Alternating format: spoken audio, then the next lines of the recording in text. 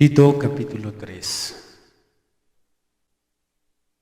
Vamos a leer del versículo 3 al versículo 8. Porque nosotros también éramos en otro tiempo insensatos, rebeldes, extraviados, esclavos de concupiscencias y deleites diversos, viviendo en malicia y envidia, aborrecibles y aborreciéndonos unos a otros. Pero cuando se manifestó la bondad de Dios nuestro Salvador y su amor para con los hombres, nos salvó, no por obras de justicia que nosotros hubiéramos hecho, sino por su misericordia, por el lavamiento de la regeneración y por la renovación en el Espíritu Santo, el cual derramó en nosotros abundantemente por Jesucristo nuestro Salvador, para que justificados por su gracia viniésemos a ser herederos conforme a la esperanza de la vida eterna. Palabra fiel es esta, y en estas cosas quiero que insistas con firmeza para que los que creen en Dios procuren ocuparse en buenas obras. Estas cosas son buenas y útiles a los hombres. Dentro del cristianismo de nuestro tiempo tenemos dos perversiones del Evangelio de Jesucristo. Una es el Evangelio de la prosperidad y otra perversión es el Evangelio intelectual. Ambos evangelios son muy cómodos y al ser evangelios cómodos los hacen evangelios muy atractivos. Las iglesias donde se predican estos dos tipos de evangelio, el evangelio de la prosperidad y el evangelio intelectual, debido a este tipo de predicación, por ende, tenemos un exuberante crecimiento de miembros, ya que estas iglesias se llenan rápido, crecen rápido, ya que son focos de atracción estos evangelios. Estos dos evangelios son las dos corrientes principales de muchas perversiones que hoy en día hay sobre el evangelio de Jesucristo. Hay diferentes. El apóstol Pablo en sus días lidió con otras perversiones. Por causa de su época y su cultura eran diferentes las perversiones de aquel tiempo a las nuestras. Pero vamos a ver cómo el apóstol Pablo ya estaba batallando con aquellas cosas en su tiempo. Abra por favor Gálatas, capítulo 1, versículo 6. Estoy maravillado de que tan pronto os hayáis alejado del que os llamó por la gracia de Cristo, para seguir un evangelio diferente. No que haya otro, sino que hay algunos que os perturban y quieren pervertir el evangelio de Cristo. Una exhortación a vigilar qué tipo de evangelio estaban siguiendo los galasianos o los gálatas, ya que el evangelio de Jesucristo ha sido pervertido desde que éste se predicó hasta nuestros días. Y nosotros tenemos estas dos corrientes principales de perversión: el evangelio de la prosperidad y el evangelio intelectual. El evangelio de la prosperidad, en él se enseña que una de las muestras más incuestionables de que Dios está con sus hijos, de que Dios está con los cristianos, una de las muestras más indiscutibles es la prosperidad en la economía y la prosperidad en lo material. Es lo que se predica en este evangelio. El equivalente a bendición o a bendiciones es que el cristiano no padezca, que tenga un bonito carro, que sus negocios estén creciendo, que su cuenta de ahorro no se vacíe, que no le falte nada de lo que él desee. Esto es lo que se predica en el evangelio de la prosperidad. Las iglesias que predican este evangelio son muchas, pero una de las más famosas, que más le ha dado credibilidad a esta perversión del Evangelio, es la Iglesia Universal del Reino de Dios, mejor conocida como la Iglesia Pare de Sufrir u Oración Fuerte del Espíritu Santo. Ahí se enfatiza mucho que la bendición de Dios se enfoca siempre en la parte material, en la parte económica. Dios te ama, Dios te tiene que ayudar dándote dinero, proveyéndote lo necesario, no debes de padecer, todo lo que tú quieras, incluso se llega a comprometer a Dios a suplir ya no solo necesidades, sino caprichos. Cosas como estas. Si quieres un carro, incluso dile a Dios de qué color quieres tu carro, qué tipo de llantas, cómo es que quieres que el carro sea de este modelo, de este año. De esta forma se predica hoy en día este Evangelio. Este es el Evangelio de la prosperidad. En la televisión cristiana, en el canal Enlace, que es un canal cristiano, también se remarca mucho, se hace mucho énfasis. Pídale a Dios, llámenos, nosotros nos vamos a unir, le vamos a responder con nuestras oraciones y le vamos a demostrar que Dios está interesado en bendecirle económicamente. Infinidad de telepredicadores se han enriquecido brutalmente a través de este evangelio de la prosperidad. El evangelio intelectual es un evangelio sin experiencias sobrenaturales. Es un evangelio muy pacífico, un evangelio en el que se vive un nuevo nacimiento sin dolor, se vive un arrepentimiento sin lágrimas, se vive sin experiencias como sanidad divina, visitaciones del Espíritu Santo quebrantando al cristiano, no hay manifestaciones de milagros o señales. Es un evangelio muy tranquilo, un evangelio donde nada más se acumula conocimiento en la cabeza. Las personas están muy bien documentadas, tienen mucha Biblia en la cabeza, pero no hay absolutamente experiencias sobrenaturales. Son iglesias muy quietecitas y, por qué no decirlo, hasta muertas. Ambos evangelios no exigen mucha santidad, incluso algunos ni siquiera tocan los temas de santidad para no espantar a sus congregantes, para que no se vayan aquellos que sostienen la vida del pastor.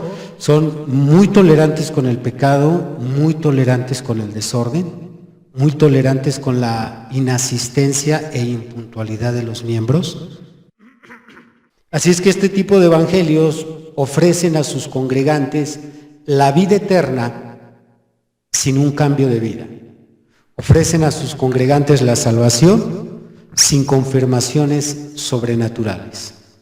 Y todo esto que menciono es lo que hace muy cómodo estos dos evangelios. El primero, el evangelio de la prosperidad, y el evangelio intelectual.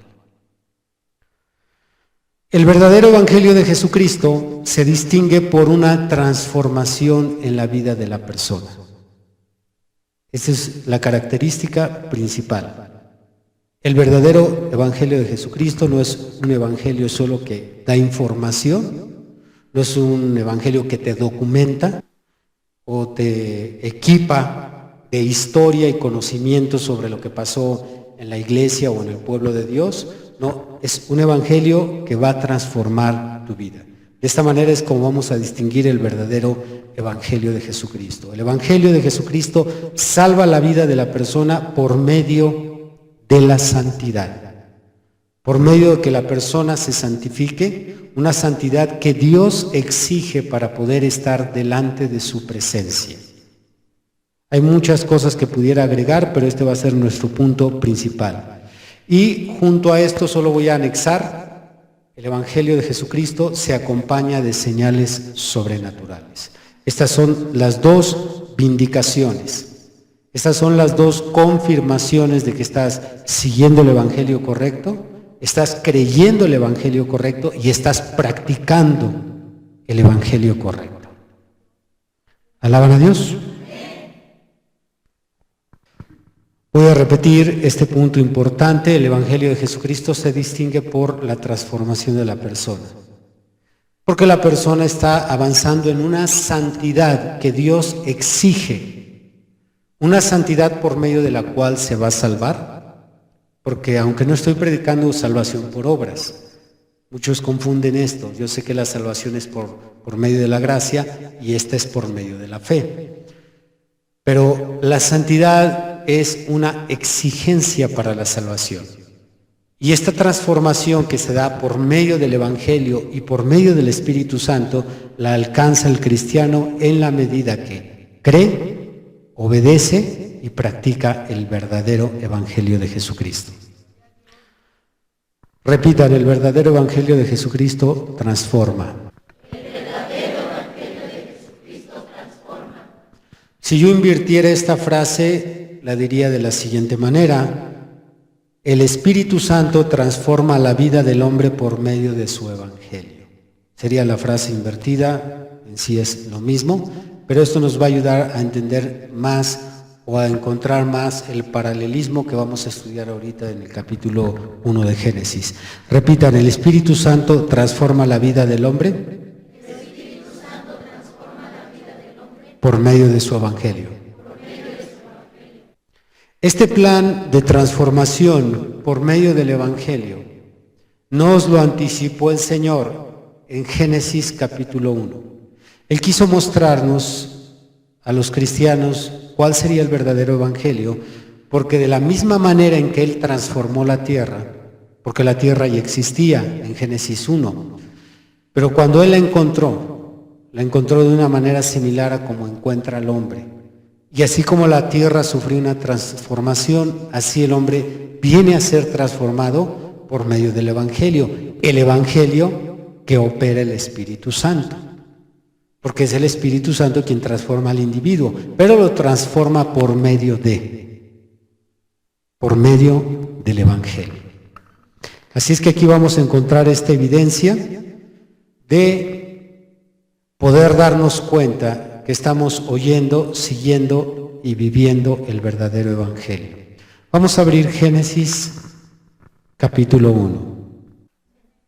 Muy bien, vamos a comenzar ahí en el verso 1. En el principio creó Dios los cielos y la tierra. Y la tierra estaba desordenada y vacía. Y las tinieblas estaban sobre la faz del abismo y el Espíritu de Dios se movía sobre la faz de las aguas. No hay nada en la Biblia que esté escrito de una manera casual.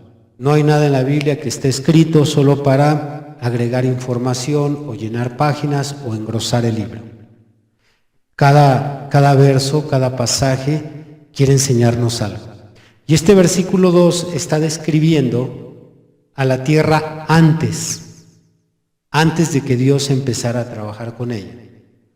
Lo cual es un paralelismo perfecto de la condición en que estaba usted y yo antes de que el Espíritu Santo empezara a trabajar en nosotros. Y hay 3 cosas que se mencionan de la tierra y las mismas 3 estaban en tu vida y estaban en mi vida antes de que el Espíritu Santo empezara a trabajar en mí. La tierra dice que estaba desordenada. Igual que tu vida, igual que mi vida. ¿Qué te puedo contar de ti mismo? Nada más es necesario que mires en retrospectiva hacia cómo vivías, en qué condición, cómo era tu ritmo de trabajo, cómo era tu situación matrimonial. Estaba en muchos aspectos tu vida desordenada. Es por eso que ahora en el cristianismo no debemos de permitir el desorden en ninguna área de nuestra vida. Debe de haber orden en el trabajo, debe de haber orden en casa, debe de haber orden en nuestras actividades laborales. Los cristianos deben de ser personas ordenadas. Antes era entendible, porque así nos encontró Dios, desordenados. Pero también nos encontró vacíos. Algunos de ustedes pudieron sentir ese vacío de una manera palpable. Otros quizás no, por tantas ocupaciones que tenían. A fin de cuentas, la experiencia de nuestro pasado no es idéntica en todos, pero a fin de cuentas sí estábamos vacíos. ¿Cuántos llegaron a sentir de una manera clara ese vacío antes de ser cristianos? Un hueco allá adentro, que no llenaba el alcohol, no llenaban las fiestas, no llenaba el sexo. Pensamos que aquello iba a satisfacer ese vacío, no llegó a llenar aquel vacío, sino era momentáneo, que nos ofrecía el placer y la tranquilidad, pero aquello se esfumaba y otra vez el vacío era palpable. Así es que estas dos características idénticas. Pero también nos dice aquí Moisés que la tierra también estaba en el abismo. La faz del abismo estaba sobre la tierra. Entonces, Pablo confirma este paralelismo que yo les estoy dando cuando él nos da una explicación donde él asegura que así es como el Espíritu Santo llegó por primera vez a nuestra vida y nos encontró en esa condición. Abran por favor 2 de Corintios, capítulo 4. ¿Ya lo tenemos? Dice el verso 6. Porque Dios, que mandó que de las tinieblas resplandeciese la luz, es el que resplandeció en nuestros corazones para iluminación del conocimiento de la gloria de Dios en la faz de Jesucristo. Pablo está apuntalando su argumento, señalando esta transformación que sufre el cristiano, apuntalándola en Génesis capítulo 1, como vamos a leer ahorita en el versículo 3, porque el hecho de que Dios también haya traído la luz después es porque en ese orden va llevando la transformación el Espíritu Santo en la vida del cristiano. Regresemos allá a Génesis capítulo 1 para confirmarlo. Bendito el Señor para siempre. Una vez que en el verso 2 vemos que el Espíritu Santo se movía alrededor de la tierra cuando estaba desordenada y vacía, dice el verso 3, y dijo Dios, sea la luz, y fue la luz. Esa es la primera transformación que hace Dios en el pecador. Le da luz en su mente, le da luz en su corazón, para entender qué, para poder ver su condición. Porque sin esa luz es imposible que el hombre pueda ver en qué condición se encuentra. Usted sabe que la mayoría de personas no cristianas piensan que no son tan malos. Y quizás alguna vez usted también lo dijo. Pues yo no soy tan malo. Yo, pues sí, de vez en cuando me tomo una cerveza, pues fumo un cigarro, pero no le hago daño a nadie. Mi familia, pues a veces lo regaño, pero se lo merecen, pero hasta ahí siempre estábamos justificando nuestras acciones. Necesitábamos que se quitara aquella oscuridad y cuando llega la luz, entonces nos muestra la clase de calaña que éramos. Porque fue gracias a esa luz que pudimos ver nuestra condición y sentir dolor y arrepentimiento por lo que éramos. Sentir vergüenza. Ellos siguen, los no cristianos que viven en esa oscuridad, siguen cometiendo las mismas fechorías y no les da pena. Ahora con la luz que nosotros tenemos, nos da vergüenza. Cuando se nos sale por ahí una palabra incorrecta, ya no una maldición, sino una palabra incorrecta. Decimos, ay Señor, perdóname, ¿cómo pude haber dicho esto? Todo esto que ahora podemos ver que está mal es porque Dios dijo un día en nuestros corazones, sea la luz. Y vino la luz a nuestro corazón. Por ejemplo, hermana, ¿cuántas veces te viste en el espejo? ¿Cuántas veces te viste vestida? Y el día que llegó la luz dijo, Dios mío, estoy encuerada. Fue gracias a la luz. ¿Cuántas veces, hermana, te vistes tú en el espejo como mujer y eras hombre? Te vestías como hombre y actuabas como hombre. ¿Por qué no podían verlo? Porque es esa luz que ilumina el corazón y la mente del hombre. Las dos cosas, la luz iluminó nuestro corazón y la mente del hombre. Y eso ya es mucho, hermanos, porque podemos verlo. Ya podemos por lo menos calificarnos qué tan bien estamos o qué tan mal estamos, gracias a que podemos verlo. Podemos perseguir un cambio porque podemos verlo. ¿Alaban su nombre? Sea la luz, y fue la luz. Lo primero, todavía no ponía en orden nada de nuestra vida. Primero fue darnos luz, y ahí esa es una evidencia excelente, por ejemplo, para un pastor que tiene que detectar quién tiene un cambio de su congregación, con quién está tratando el Espíritu Santo, con quién está obrando el Señor. Esa es una de las evidencias claras que yo puedo darme cuenta que sí entró el Espíritu Santo a alguien de la iglesia. Es que lo puede ver.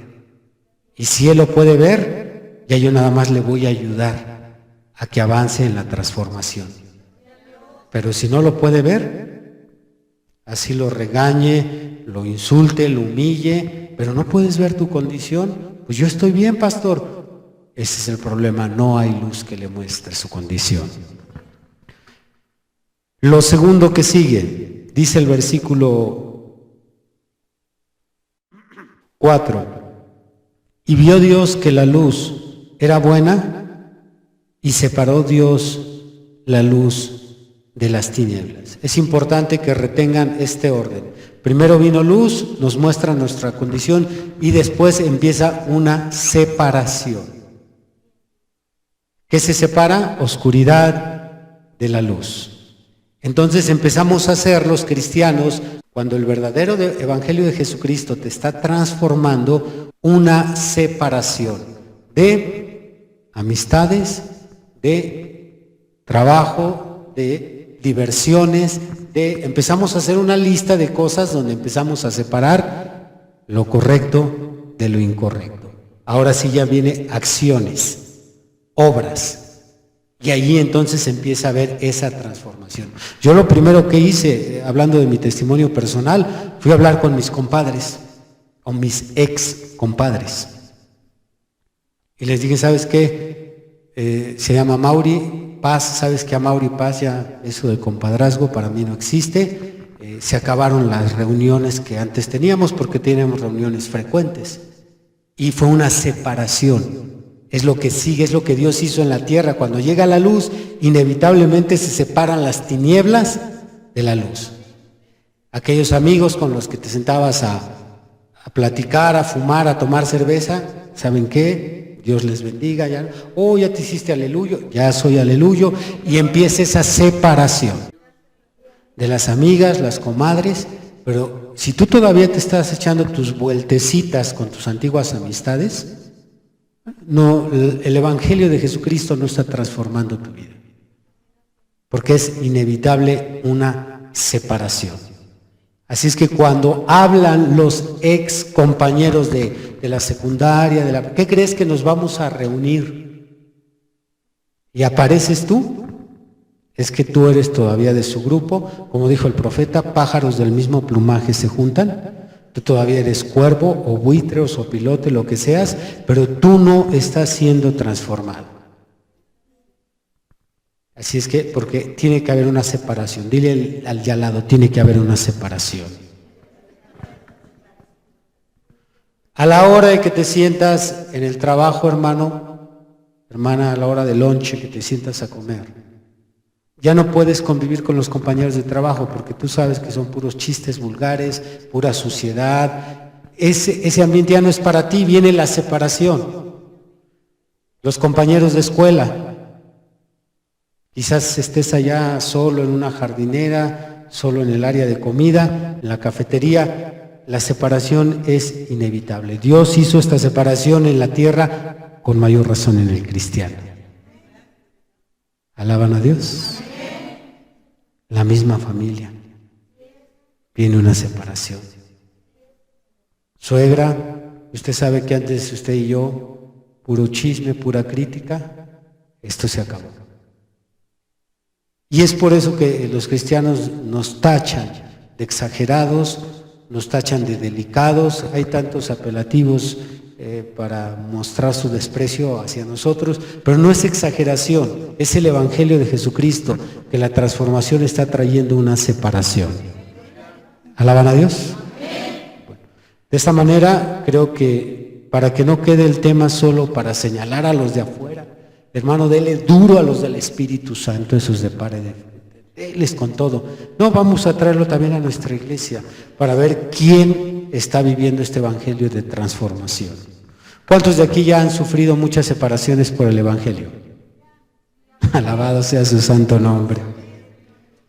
Con la familia, los amigos, los compañeros, la lista es larga, ¿sí? Ahora ya nada más con puros aleluyos. Dice en el versículo, bueno, pero antes de pasar al siguiente verso, ¿cuántas características llevamos de la transformación? 2. La primera.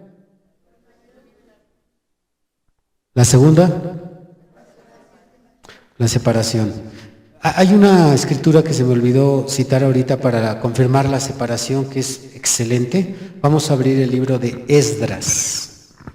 Esdras capítulo 9. Mire cómo dice el versículo 1. Acabadas estas cosas, los príncipes vinieron a mí diciendo: el pueblo de Israel y los sacerdotes y levitas no se han separado de los pueblos de las tierras, de los cananeos, heteos, fereceos, jebuseos, amonitas, moabitas, egipcios y amorreos, y hacen conforme a sus abominaciones. Este es el precio que se paga por no practicar esta separación. Es por eso que la sabiduría de Dios inmediatamente es separar luz de las tinieblas, separar al creyente del incrédulo, porque si tú no pagas este precio de esta separación, terminarás haciendo las abominaciones que ellos hacen. Por eso te has esforzado, realmente anhelas dejar esa bocota que tienes de víbora, ese veneno, pero ¿cómo vas a poder dejar ese vocabulario sucio y vulgar si siempre andas con maldicientes? No se puede. Uno siempre terminará haciéndose al otro, ya sea que yo me haga al otro o el otro se haga a mí.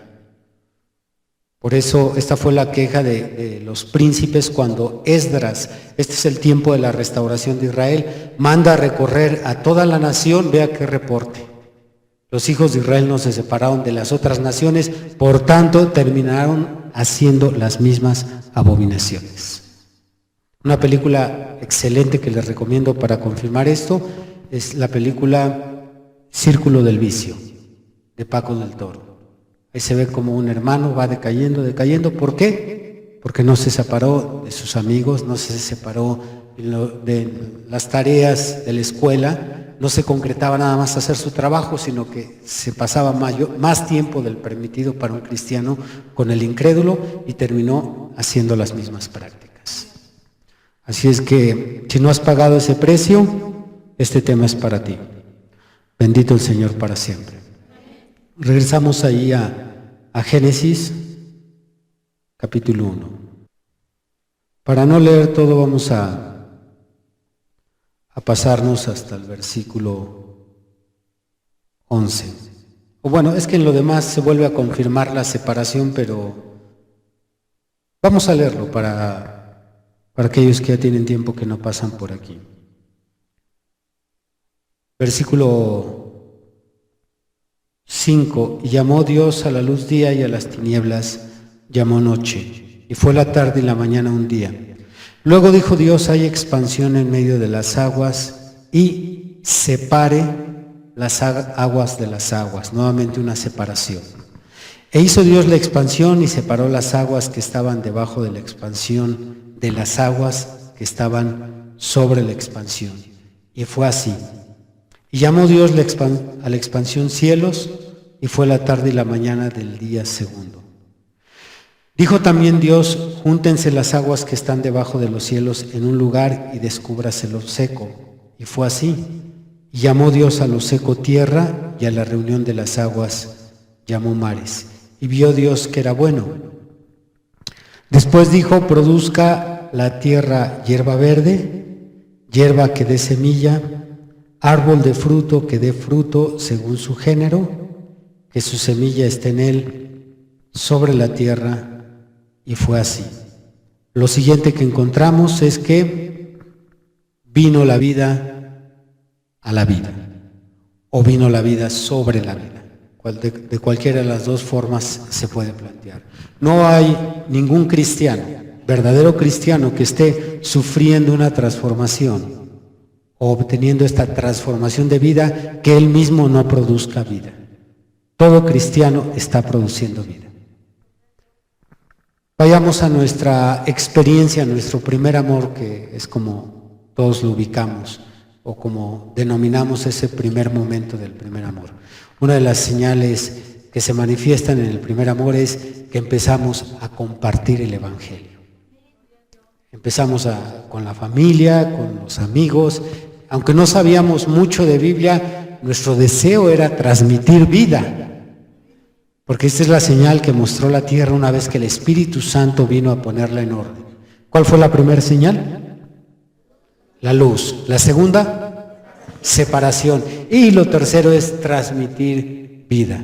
Los cristianos que todavía gozan de tener el Espíritu Santo en su corazón están constantemente transmitiendo vida. No particularmente compartiendo el Evangelio, porque yo sé que a muchos no se les da citar la Biblia y compartir la palabra de Dios, pero quien no compartía, pues traía a los cristianos a la iglesia, a los pecadores a la iglesia, invitaba a las personas, como decía Felipe: ven y ve. Eso de traer vida, transmitir vida, esa es la tercera señal de que el Espíritu Santo sigue transformando al individuo. Recuerdan que les compartí en una ocasión allá en la iglesia en donde yo me congregué, que había un hermano que el Señor lo ayudó mucho a llevar almas allí a la iglesia. Él era una persona extremadamente pobre, no se le daba a compartir, pero siendo que él no tenía esa facilidad de palabra, comprometía a las personas a llevarlas a la congregación. Y como usted sabe que hay infinidad de pretextos para venir a la iglesia, uno de los peros muy comunes era: no tengo para el camión, o no me alcanza el tiempo en ir y venir. Entonces él, su táctica era, él ponía su carro a su servicio y decía: pues yo lo llevo en mi carro, lo llevo y lo regreso rápido. Y no les dejaba salida, los atrapaba de esa forma. Y llevó infinidad de gente. Entonces siempre que había el pero: es que no tengo, yo lo llevo. Es que el tiempo, yo lo llevo hasta donde tenga que ir. Y esa era su táctica. Lo que nunca les decía es que su carro era un triciclo, de esos que se usan para vender los tamales. Y les decía, entonces cuando le decía: ¿tiene carro? Sí. Así pero nunca explicaba más. ¿Y qué cree? Que ahí llegaba a la iglesia, llegaba con su triciclo y 2 personas allá adelante. Y a la hora de irse los regresaba en su triciclo. Pero es aquello de dar vida. Esa es una señal. Cuando traemos vida, queremos dar vida a otros. No hay tal cosa de que existe un evangelio o una transformación secreta. Que nadie se entere, yo aquí calladito, Dios me está bendiciendo, yo me lo guardo. No hay tal cosa. Y es por eso que yo puedo descubrir las falsas transformaciones cuando me han pedido, porque me lo han pedido, hermanos, que si puedo bautizar a fulano o a mangano en secreto. Y digo: hermano, pero es que tiene que estar la iglesia, es requisito que haya testigos. No, hermano, no. La verdad que no quiero que venga ni mi familia, no quiero que se enteren que soy cristiano, yo no quiero problemas. Ahí no hay una transformación. La vida produce vida. Ya cuando estaba el Espíritu Santo en esta tierra, brotó vida botánica. Y cuando hay vida en ti, vas a producir vida. ¿Alaban a Dios? Así es que si hay por aquí cristianos de la SS, pregúntale al de al lado si no es un cristiano secreto. Sí. El cristiano secreto guarda su banderita ahí de cristiano, no la saca. Solo cuando aquí medio hay algo de avivamiento, saca su banderita y rápido la guarda. Le da vergüenza publicar su fe. Le da vergüenza decirle a los demás, soy cristiano. ¿Por qué? ¿Por qué no tomas? Es que el doctor me dijo que ya debo de bajarle el alcohol. Les da vergüenza publicar que es por su fe que dejaron el alcohol, dejaron el cigarro. Esos cristianos secretos están en el evangelio equivocado. ¿En qué tipo de evangelio están? Un evangelio pervertido. La vida produce vida. Repitan, la vida produce vida. Muy bien, vamos a confirmar todavía este punto con el versículo 20. Ahí mismo en Génesis 1 estamos. Dijo Dios, produzcan las aguas seres vivientes y aves que vuelen sobre la tierra en la abierta expansión de los cielos. Quiero que no se les escapen estos detalles tan importantes, por eso mencioné, nada está escrito casualmente. Aquí dice que son las aguas las que produjeron seres vivientes. Y en la Biblia, la palabra de Dios tiene un símbolo, o bueno, tiene diferentes símbolos, pero el apóstol Pablo nos dice que la palabra de Dios es simbolizada por el agua. Abra por favor Efesios 5.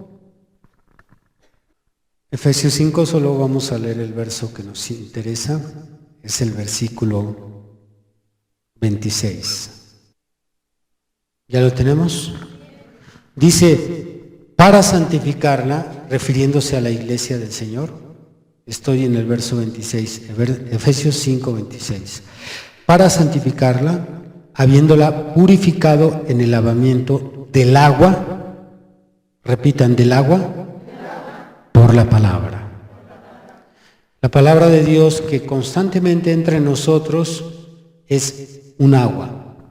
Y aquí en el verso 20 de Génesis 1 dice que son las aguas las que producen más seres vivientes. Es la palabra de Dios que entra en ti constantemente. Es por eso que es algo gravísimo cuando le pierdes el paso a tu lectura de la Biblia. Si revisas tus estadísticas de conversión, a cuántos invitaste, a cuántos les hablaste, a cuántos les repartiste literatura cuando empezaste y cuántos llevas ahora, pues es entendible que aquella tasa era muy alta y ahora está muy baja porque tu ritmo de lectura de Biblia bajó. Y esa palabra de Dios que entra en nosotros, esa agua es la que produce vida. Produzcan las aguas seres vivientes. Así es que podemos decir que un cristiano que no lee es un cristiano estéril. Y un cristiano que se está llenando constantemente de la palabra de Dios. Yo creo que la mayoría de ustedes han experimentado dos casos de este tipo cuando se trata de hablar de Dios. Cuando llevas tiempo sin leer la Biblia y se acerca una persona a ti con algún problema, alguna necesidad, tiene alguna pregunta, se siente desesperado, te comenta su situación y no hayas ni qué decirle y nada más agachas la cabeza y si acaso le das una palmadita, pues Dios te puede ayudar y hasta ahí. Y sin embargo, cuando te has estado llenando constantemente de la Biblia y lees tu Biblia y la lees, salen solas las palabras, sale el consejo, hasta uno se queda asombrado. Dice, ay, ¿cómo le pude haber explicado esto? No lo había pensado. Es esa agua de vida que produce más vida. Así es que por eso es bueno que estemos en constante lectura. A mayor lectura, más vida vas a producir, porque hay más agua. ¿Alaban a Dios? Esperemos que motivemos a aquellos que ya tienen tiempo que no leen su Biblia. Apenas un hermano me confesó hace una semana que ya tenía 2 años que no leía su Biblia. Aquí está entre nosotros sentado. 2 años. Yo me quedé asombrado, quizás porque nunca he padecido yo este tipo de de hambruna espiritual, pero 2 años sin leer la Biblia, ¿no se le hace a usted asombroso? Pero los hay. Hay quien en 2 años no abre la Biblia para nada. Increíble. Si ya hablar de una semana, 15 días, pues es para preocuparse. Por hablar de 2 años, Dios nos tenga misericordia. Y luego, después de estos 4 pasos, vamos a repetirlos. ¿Cuál fue el primero? ¿El segundo? ¿El tercero? Transmitir vida. ¿Y lo último?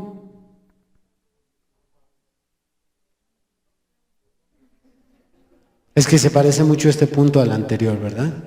Sí, lo que sería en este caso tener agua, porque recuerden que esta transformación, ¿quién hace la transformación? El Espíritu Santo, por medio del Evangelio, correcto. Entonces esta transformación es simultánea, mientras estamos siendo transformados, estamos dando vida. Porque hay otra forma que no mencioné de dar vida, y algunos de ustedes están dando vida a otros con su excelente testimonio. Aquellos hermanos, recuerden que Pedro dijo que habría mujeres que con la conducta, solo con la conducta ganarían almas. Es una excelente forma de dar vida.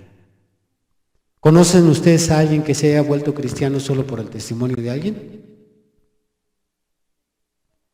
Yo me hice cristiano por la conducta de una cristiana. Sin abrir Biblia, sin citar versículos, sin escuchar ningún sermón, sin leer ningún folleto, me impactó la vida de una mujer cristiana. Y eso no me dejó en paz hasta que fui a su iglesia. Así es que se puede dar vida con el testimonio. Pero esto solo lo puede hacer cuando el agua de la palabra está dentro de ti. Ahora, si ustedes recuerdan, hermanas, nada más para despejar toda duda, porque quizás alguien diga, bueno, pero ¿yo qué hago para dar vida? ¿Qué tengo que hacer de tantas cosas? Bueno, ahí Pedro, en el contexto, cuando él cita la conducta de las esposas, está hablando de la sujeción. Encontrar a una mujer sujeta hoy en día es impactante. ¿Por qué? Porque la mayoría está gobernando a sus esposos, o está repartiéndose la autoridad con sus esposos, o negocia las decisiones con sus esposos. Ya no hay mujeres que quieran ser dirigidas, gobernadas. Ya no hay mujeres que sean sumisas, sino que le contestan al esposo y otras lo retan. Entonces, esta es una edad donde la mujer tiene el sartén por el mango y donde no está dispuesta a colocarse abajo en sumisión, porque para ellas equivale a ser pisoteadas, humilladas. Le han dado muchas interpretaciones erróneas a la sumisión. Así es que hoy en día encontrar una mujer sujeta es encontrar un cerillo en la oscuridad. Por eso la conducta, el testimonio, gana almas, el de una mujer. ¿Y por qué no? También el de ustedes, hermanos. Si fueran verdaderas cabezas, que respetaran a su mujer, que le hablaran bien a sus hijos, que no fueran unos coscolinos que con la mirada se están comiendo a las mujeres. O sea, si tuviésemos una vida ejemplo, nuestro testimonio ganaría almas. Por tanto, la vida siempre producirá vida, aún en el silencio. Alabado sea su santo nombre. Aún en el silencio. Muy bien, después de estos 4 procesos, ahora sí termina el Espíritu Santo en Génesis 2, su obra con la tierra. Vamos a Génesis 2 y vamos a ver cómo es que el Señor, una vez que termina su obra, reposa. Tenemos Génesis 2. Fueron pues acabados los cielos y la tierra y todo el ejército de ellos. Y acabó Dios en el día 7º la obra que hizo, y reposó el día 7º de toda la obra que hizo. De aquí quiero mencionar 2 cosas para nosotros los creyentes en el mensaje que predicó William Marion Branham. Él nos dio una estatura a la cual el cristiano tiene que llegar. ¿Qué estatura es? ¿Cuántos peldaños tiene esta estatura? En el séptimo. Es cuando Dios acaba de trabajar en ti. Al igual que Dios terminó su obra con la tierra en el séptimo día, Dios terminará su obra que comenzó con nosotros cuando lleguemos a ese séptimo peldaño. ¿Cuál es el último? Amor fraternal. Al examinar nuestro crecimiento espiritual, gracias a la luz que tenemos, podemos darnos cuenta en qué peldaño vamos. ¿Cuántos de ustedes tienen fe? Levanten la mano los que tengan fe. Porque creemos la Biblia. ¿Sí? ¿Cuántos tienen virtud?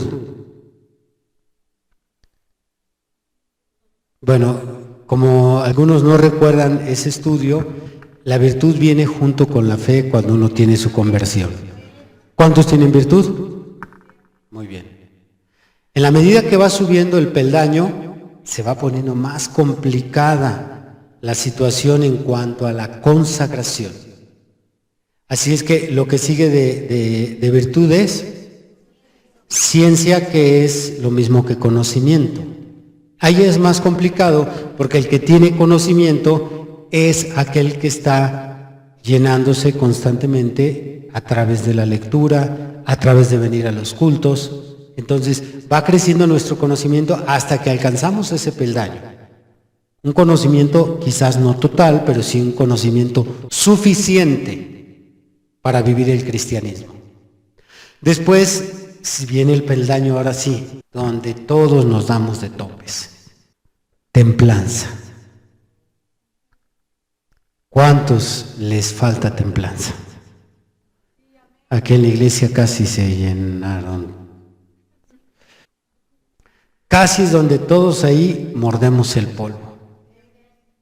Esto, de acuerdo al paralelismo que estamos viendo, nos indica que Dios no ha terminado su obra en nosotros. Porque después de templanza viene otro peldaño, más fácil o más difícil. Paciencia. A ver, los impacientes levanten la mano. Y podemos decir, como dijo Pablo, y tenemos una gran nube de testigos de que somos bien impacientes para la comida, para levantarnos. Cuando le pedí que me diera eso, ya te dije 2 veces, si no me lo das, dámelo rápido, muévele. Impacientes en todos los aspectos. Tenemos todavía entonces mucho por escalar para que un día podamos llegar a Génesis 2 y se diga, y acabó Dios su obra en Apolonio. Y acabó Dios su obra en Minerva, y acabó Dios su obra en Víctor, y acabó Dios su obra en Ana. Mientras no lleguemos a ese séptimo peldaño, la obra de Dios en nosotros está inconclusa. Porque cuando Dios acabe su obra, ¿qué es lo que va a hacer Dios? Hermano, a ver, léelo ahí. A descansar. A ver, lean todos el versículo 2. ¿Todos juntos?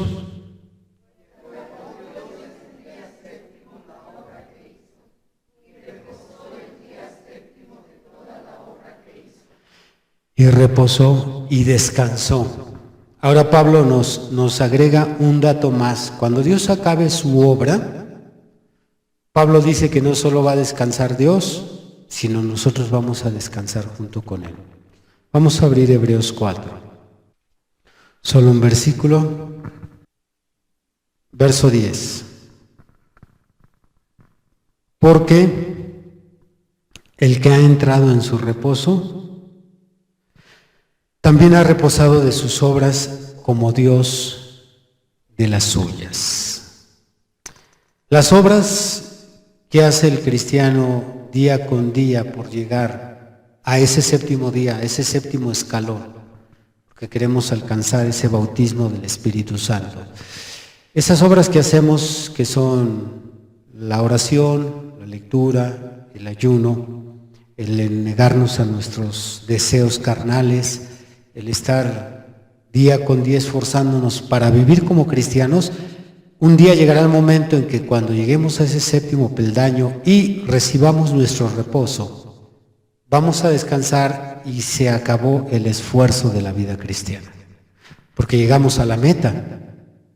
Cuando pienso yo en este punto tan esencial para la iglesia del mensaje, medito cómo es que el hermano Branham, una vez que fue sellado, vivió toda su vida despreocupado. Ya no había el hermano por qué esforzarse, ya había alcanzado la plenitud. Así es que mientras nosotros todavía no lleguemos al reposo, no es momento de reposar. Repitan, mientras no lleguemos al reposo, no es momento de reposar. Ahorita es momento de trabajar, es tiempo de ayuno, es tiempo de lectura, es tiempo de consagración, tiempo de evangelización. Este es tiempo en que la iglesia tiene que estar activa, tiempo de trabajo.